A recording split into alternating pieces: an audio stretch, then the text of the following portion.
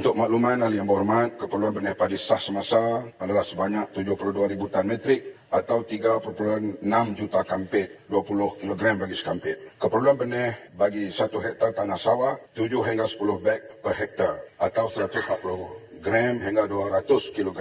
Para pesawah menikmati insentif sebanyak RM1.03 bagi setiap kilogram benih padi sah yang dibeli daripada pengeluar benih padi sah yang dilantik oleh kerajaan. Bagi memastikan bekalan benih padi sah mencukupi dan harga terkawal, Kementerian telah mengambil beberapa langkah drastik. Yang pertama, memantau dan mengawal ketat kelulusan ladang dan makmal terhadap 12 pengeluar benih padi sah berdasarkan SOP yang ditetapkan oleh jabatan dan agensi sebelum benih padi sah dijual kepada pesawah. Yang kedua, meluluskan sebanyak 532,325 kampit benih padi sah bagi kegunaan di negeri Kedah dan Perlis dengan rekod pengeluaran 89,723 kampit benih pada 18 Oktober, 151,200 kampit pada 26 Oktober, 79,142 kampit benih pada 3 November dan 112,000 kampit benih pada 10 November. Yang ketiga, dijangka pada 17 November akan lulus 50,000 kampit di mana 31,000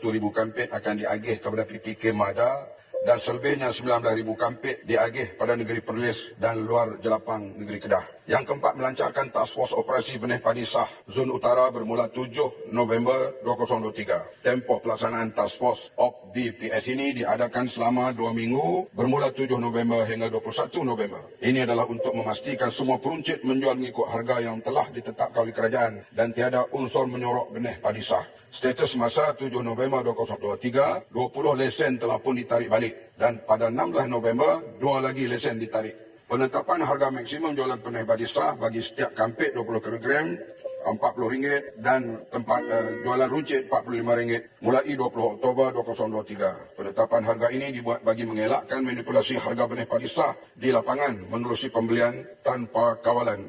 Penjualan benih padi sah yang dipakejkan bersama racun khusus bagi varieti padi CL220 sebelum ini hendaklah dijual secara berasingan. Harga benih padi sah bagi varieti CL220 adalah pada harga maksima RM40 di pintu gudang syarikat dan untuk pengeluar RM45 sebagai harga runcit. Berkaitan isu peruncit yang menjual benih padi lebih RM45 seperti yang ditetapkan, kerajaan telah mengambil tindakan serta-merta dengan menarik semula lesen penjualan benih padi sah serta-merta. Melakukan risikan dan penguatkuasaan secara berterusan bagi memastikan ketetapan harga dipatuhi sepenuhnya oleh semua pihak. Menyaran pesawah atau mana-mana pihak berkepentingan membuat aduan kepada cawangan kawal selia padi, beras, pejabat KPB negeri melalui agensi seperti Jabatan Pertanian, Lembaga Kemajuan Pertanian Mada dan Lembaga Pertubuhan Peladang LPP. Mengeluarkan lesen runcit melalui kuasa pengarah KPB di bawah peruntukan Seksyen 4 Akta Pengawal Padi dan Beras 1994 kepada PPK dan syarikat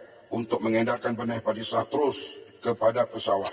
Bagi langkah jangka panjang, kerajaan akan melaksanakan kajian untuk harga belian padi dan harga benih padi. Ini kita akan bincang dengan Kementerian Ekonomi, Kementerian Keuangan, KPDNK tentang penyelarasan harga yang sesuai bagi semua pihak very soon pada masa akan datang.